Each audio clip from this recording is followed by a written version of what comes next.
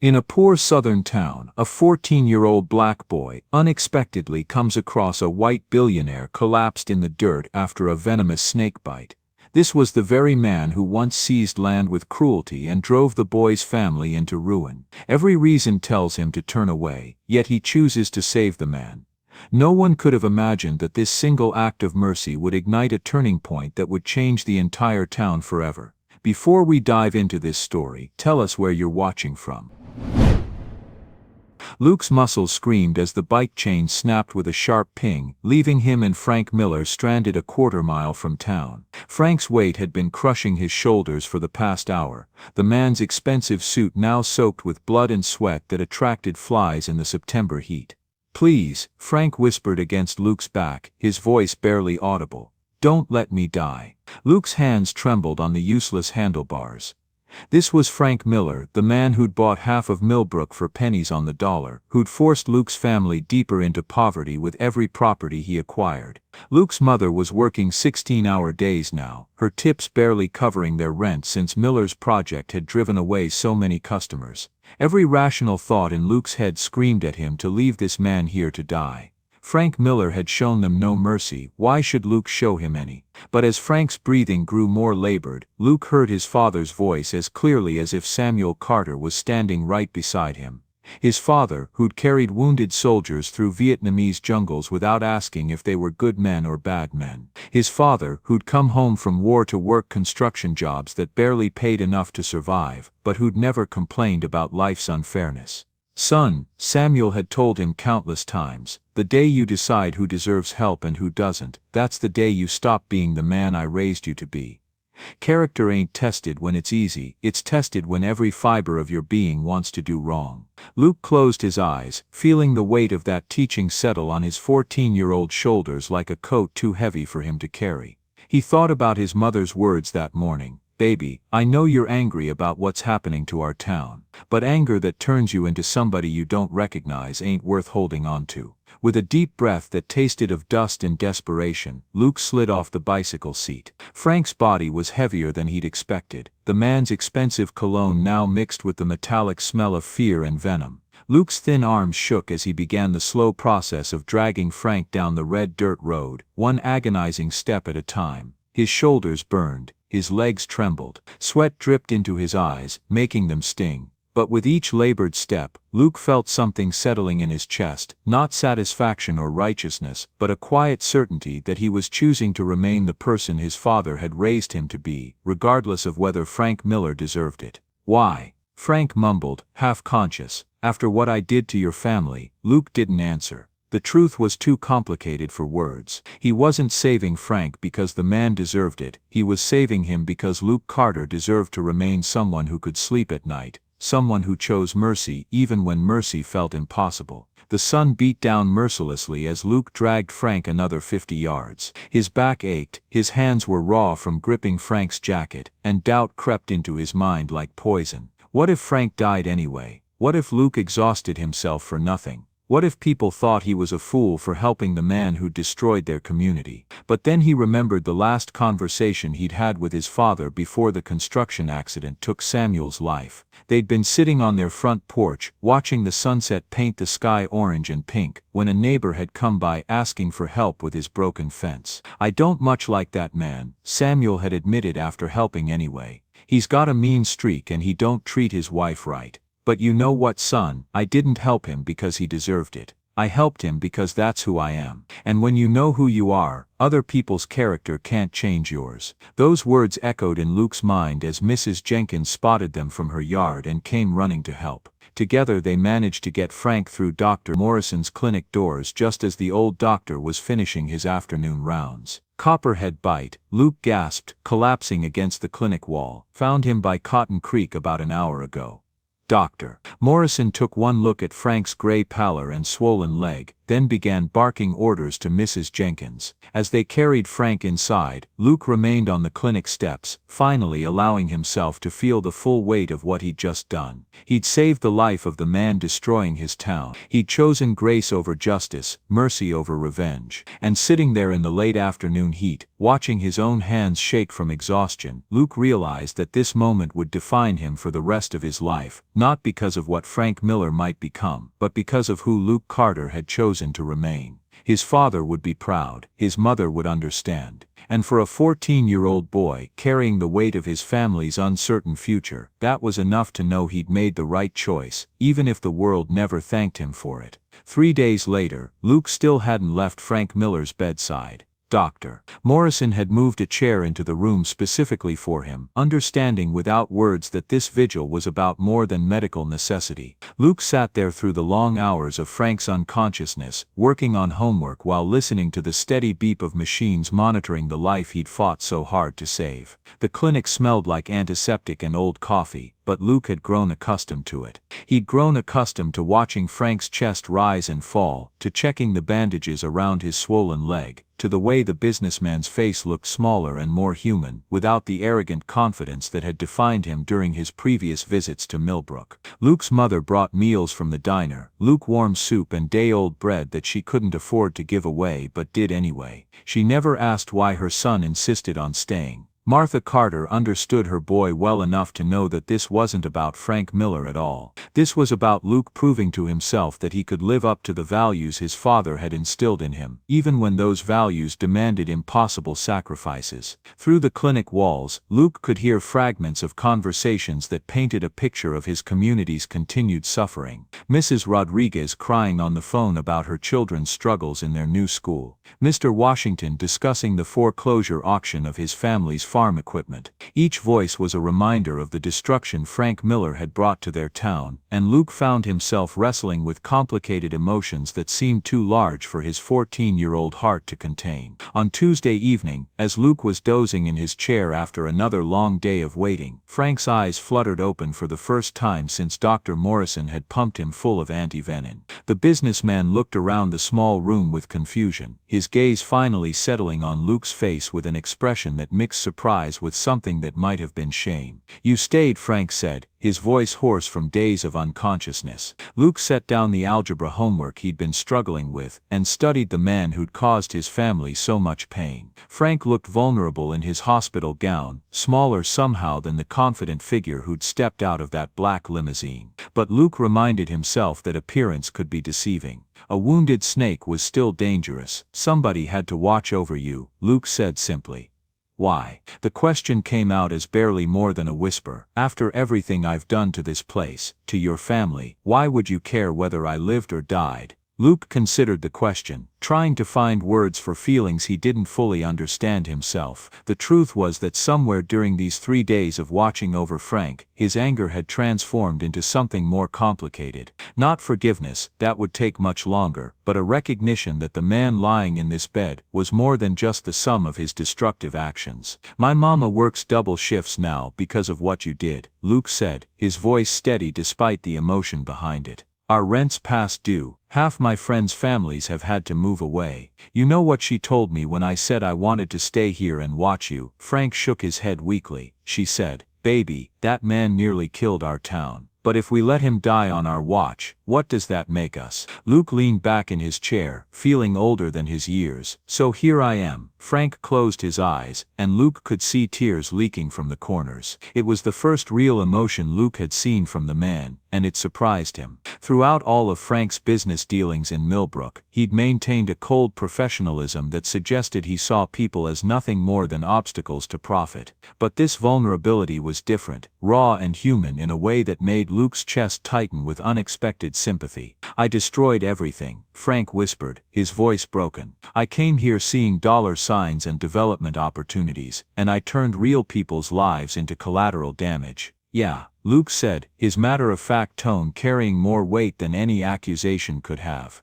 "You did." The simple acknowledgement seemed to hit Frank harder than anger would have. He turned his face toward the wall, his shoulders shaking with silent sobs that spoke of a man finally confronting the true cost of his choices. Luke watched this display of remorse with mixed feelings. Part of him felt satisfaction at seeing Frank's pain. It seemed like justice after months of watching his community suffer. But another part of him, the part shaped by his father's teachings about mercy and grace, felt something that might have been pity for a man who'd clearly lost his way, and was only now beginning to understand what he'd sacrificed in pursuit of profit. Mr. Miller, Luke said softly, waiting until Frank looked at him again. My daddy used to say that anybody could be decent when it was easy. He said the real test of a person was what they did when they had every reason to be cruel. Frank studied Luke's face with an intensity that made the boy uncomfortable. Your father sounds like he was a wise man. He was the best man I ever knew, Luke replied, his voice carrying a quiet pride that spoke of deep love and loss. He died 2 years ago in a construction accident, working a job that barely paid enough to keep us afloat. But he never let hardship turn him mean. I'm sorry for your loss, Frank said, and Luke could hear genuine sympathy in his voice. Thank you. Luke pulled out his homework again, signaling that the conversation was over for now. You should rest. Dr. Morrison says you're not out of the woods yet. As Frank drifted back towards sleep, Luke found himself thinking about the complexity of human nature, how the same man who'd callously destroyed families could also show genuine remorse, how mercy could coexist with justice, and how his father's teachings about character were proving more complicated in practice than they'd seemed in theory. He'd chosen to save Frank Miller's life, and now he was watching that choice ripple outward in ways he couldn't have anticipated. The question that would haunt him in the days to come was whether he'd saved a man capable of redemption, or simply preserved a force of destruction for another day. Frank Miller's hands shook as he dialed his Chicago office, the phone feeling impossibly heavy as he prepared to dismantle 25 years of ruthless ambition. Through the clinic window, he watched Luke carefully organizing medical supplies with the same methodical precision the boy brought to everything else, a reminder of the values Frank had abandoned somewhere along his climb to wealth and power. The conversation with Jennifer lasted 18 minutes and ended with her hanging up in frustrated disbelief. Frank sat holding the dead phone, processing what he'd just done. In less than 20 minutes, he'd potentially destroyed his company, his reputation, and the financial empire he'd built through decades of treating people as expendable resources. The strange thing was that instead of panic, he felt relief, the first genuine relief he'd experienced in years. Frank's transformation hadn't been sudden or dramatic. It had begun 3 days earlier, watching Luke maintain his vigil with the quiet determination of someone fulfilling a sacred duty. The boy's presence had forced Frank to confront questions he'd spent his adult life avoiding. What kind of man destroys communities for profit?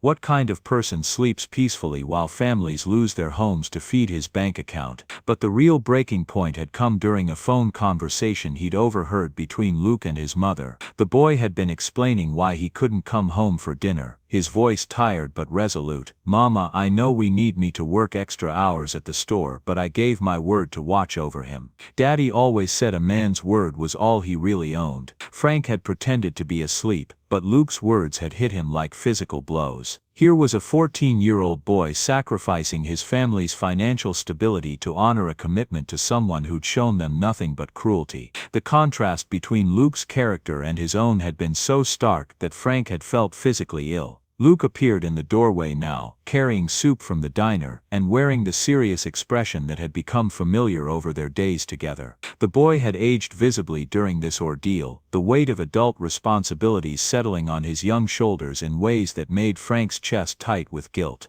Heard you making phone calls, Luke said, setting the soup on the bedside table with careful attention. Sounded important. Frank studied the boy's face, searching for judgment or satisfaction, but finding only patient curiosity. I canceled the demolition, told them to halt the entire project. Luke's eyes widened slightly, the first crack in his composed facade that Frank had seen. That's gonna cost you everything, isn't it? Probably. Frank's voice was steadier than he'd expected. The board will likely fire me. Investors are threatening lawsuits. I'll probably lose the company, my reputation, everything I've worked for. Then why do it? It was the question Frank had been asking himself for days, and the answer was both simple and impossibly complex. Because a boy taught me that some things matter more than money. Because I finally understand that I've been measuring success by all the wrong standards. Luke sat down in his familiar chair, his expression thoughtful. Daddy used to say that money was just a tool, said the important thing was what you built with it and who you became while you were building. Frank felt tears threatening again. Another new experience for a man who trained himself to see emotion as weakness. I built nothing worth having, Luke.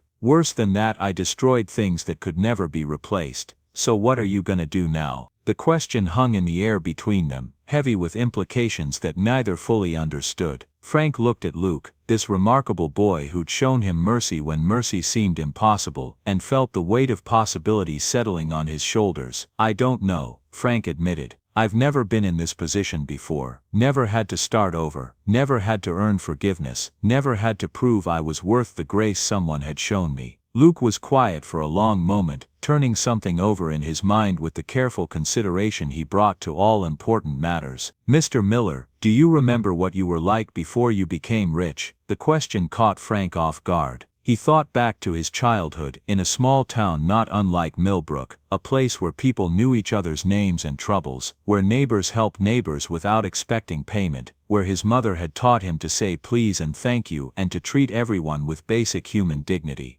"I was different then," Frank said slowly. "Smaller maybe but cleaner somehow. I cared about things that mattered. What happened to that person?" Frank closed his eyes, remembering the gradual erosion of his values, how each compromise had seemed reasonable in isolation, how success had become an addiction that demanded increasingly high costs, how he'd learned to see people as either useful or expendable. "I lost him somewhere along the way," Frank said, "traded him for things that turned out not to matter at all." Luke nodded as if this made perfect sense to him. "Well, maybe that's who you need to find again. Maybe that's what starting over really means." As evening approached and Luke prepared to finally go home for dinner with his mother, Frank found himself thinking about identity and redemption, and the possibility that it wasn't too late to become someone worth the faith this remarkable boy had placed in him. The future was terrifying in its uncertainty, but for the first time since he'd awakened in this clinic bed, Frank Miller felt like he was moving towards something worth having instead of just accumulating things he didn't need.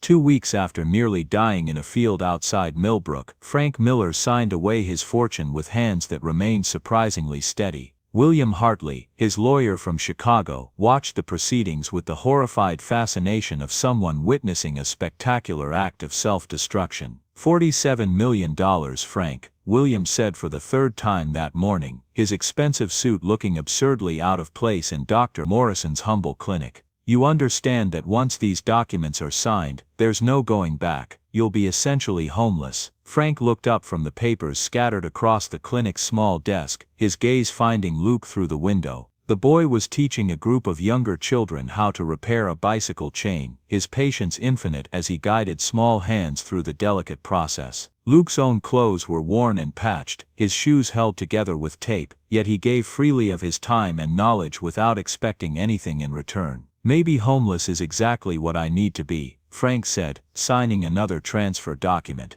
The legal proceedings took most of the day, phone calls to banks and government offices, each conversation another step in the systematic dismantling of everything Frank had spent his adult life building. Luke sat quietly in the corner throughout it all, working on homework but occasionally glancing up when William's objections became particularly heated. Frank found himself drawing strength from the boy's presence. Over the past 2 weeks, Luke had become his moral compass, a living reminder of what real character looked like. The boy's daily visits had revealed depths of wisdom that seemed impossible for someone so young, insights about forgiveness and duty, and the difference between justice and mercy that had slowly reshaped Frank's understanding of what it meant to be a decent human being. "This is financial suicide," William muttered as Frank signed the dissolution papers for Miller Development Corporation. "The board will crucify you, your reputation will be destroyed, you'll never work in development again." "Good," Frank said simply. "Maybe the development industry needs one less person willing to destroy communities for profit." By afternoon, Frank officially owned nothing beyond the clothes on his back and a medical bill he couldn't afford to pay. The transformation was complete, from millionaire to pauper in the span of 6 hours. But as he watched William pack his briefcase with the efficiency of someone eager to distance himself from a client's complete breakdown, Frank felt something he hadn't experienced in decades: peace. Luke approached after the lawyer left, carrying a plate of food from the diner, and wearing the gentle expression that had become Frank's anchor over their days together. "Mama sent this," Luke said, setting the plate down carefully. "Figured you might not have much appetite after all that legal business, but she says you need to keep your strength up." "Thank you." Frank accepted the food gratefully, touched by the continued kindness from a family he'd nearly destroyed. "Luke, can I ask you something?" The boy settled into his familiar chair, nodding. When you made the decision to save my life, did you know it would lead to all this? The vigil, the conversations, watching me try to become someone worth saving. Luke considered the question with his characteristic seriousness. No, sir. When I found you in that field, I just knew I couldn't leave a person to die, no matter what they'd done. Everything else, that just happened because you turned out to be different than I expected. Different how? Well, when you first came to town, you seemed like somebody who thought he was better than everyone else, like we were all just obstacles to whatever you wanted. Luke's voice was matter of fact, without accusation. But these past weeks, watching you struggle with what you'd done, seeing you give up everything to try to make it right, I guess I realized you were just lost, not evil. Frank felt his throat tighten with emotion. I was lost, Luke. I'd been lost for so long I'd forgotten what it felt like to know where I was going. And now, Frank looked around the small clinic room that had become his temporary home, then out the window at the town he'd nearly destroyed, but was now trying to help heal. Now I think I'm starting to find my way. It's terrifying, giving up everything I thought defined me, but it's also freeing somehow. Luke smiled, that transforming expression that had become Frank's favorite sight in the world. Daddy used to say that sometimes you had to get completely lost before you could find your way home. Your father was a wise man.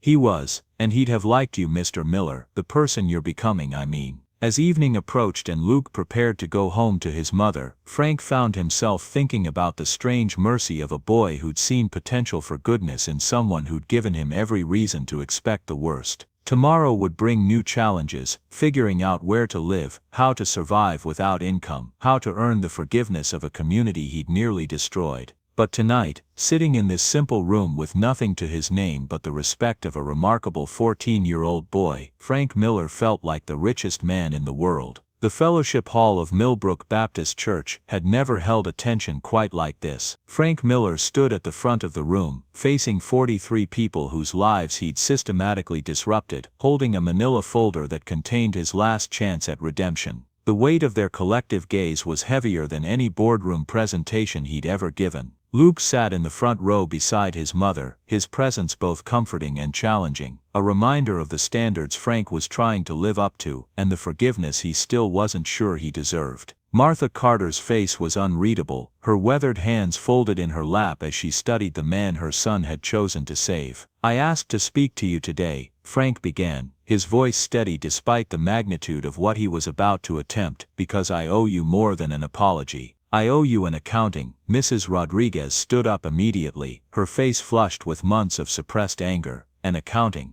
Mr. Miller, you destroyed our lives for profit. My children had to leave their friends, their school, everything they knew. What kind of accounting makes that right? Frank met her gaze without flinching, feeling the weight of every choice that had led to this moment. No accounting can make that right, Mrs. Rodriguez. What I did to your family, to all your families, can't be undone with words or gestures, but I can try to stop making things worse. He opened the manila folder with hands that trembled slightly, pulling out a stack of legal documents. These are the property deeds to every piece of land I purchased in Millbrook. I'm giving them back to you free and clear. The silence that followed was profound, broken only by the sound of Mrs. Rodriguez's sharp intake of breath. Mayor Henderson leaned forward in his seat, his face pale with shock. Several people began whispering to each other in tones of disbelief. What's the catch, Mr. Patterson's voice cut through the murmur, sharp with suspicion earned through years of broken promises. Men like you don't give away millions without expecting something back. No catch, Frank said simply, looking directly at Luke for strength.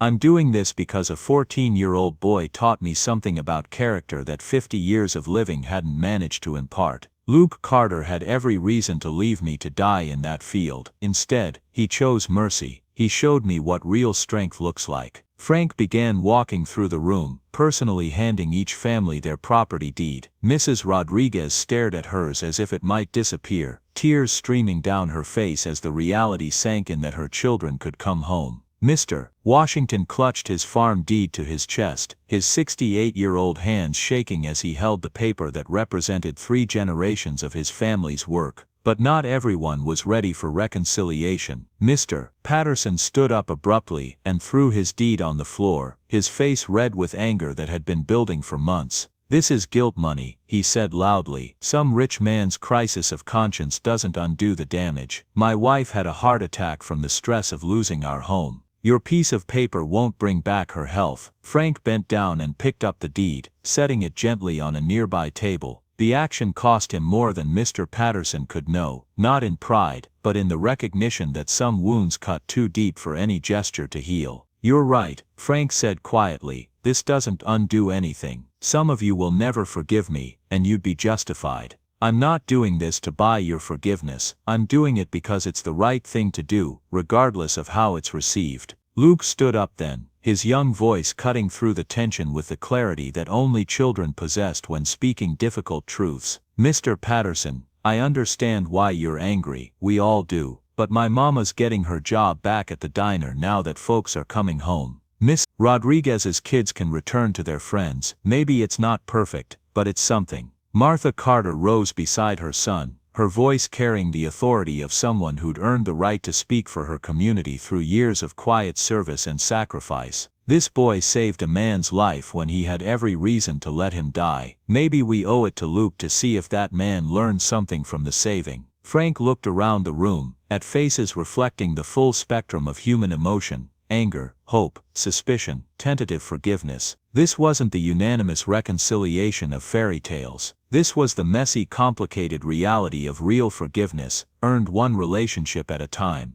"I don't expect your forgiveness," Frank said, his voice carrying to every corner of the room. "But if you'll let me, I'd like to earn my place here, not as the man who took everything away, but as someone learning what it means to be a neighbor." Mrs. Rodriguez approached him after the meeting, her deed clutched in both hands. "My children can really come home." "Yes, ma'am," Frank replied. She studied his face for a long moment, searching for some sign of deception. "This doesn't make us even, Mr. Miller, but it's a start." 6 months later, Frank Miller lived in a 2-room apartment above Henderson's Hardware, working construction jobs, and slowly rebuilding his understanding of what constituted a meaningful life. Some families had welcomed him cautiously, others still crossed the street when they saw him coming. He was learning that redemption wasn't a destination but a daily choice to do better than the day before. Luke still stopped by regularly, usually when Frank was repairing someone's fence or painting a porch for whatever they could afford to pay. They'd work in comfortable silence, two people who'd saved each other in ways that couldn't be measured in dollars or cents. It wasn't the life Frank had planned, but it was the life he'd learned to want. And when Martha Carter nodded to him after church, not warmly, but without hostility, Frank Miller felt something he'd never experienced in 50 years of accumulating wealth: the quiet satisfaction of knowing he was exactly where he belonged.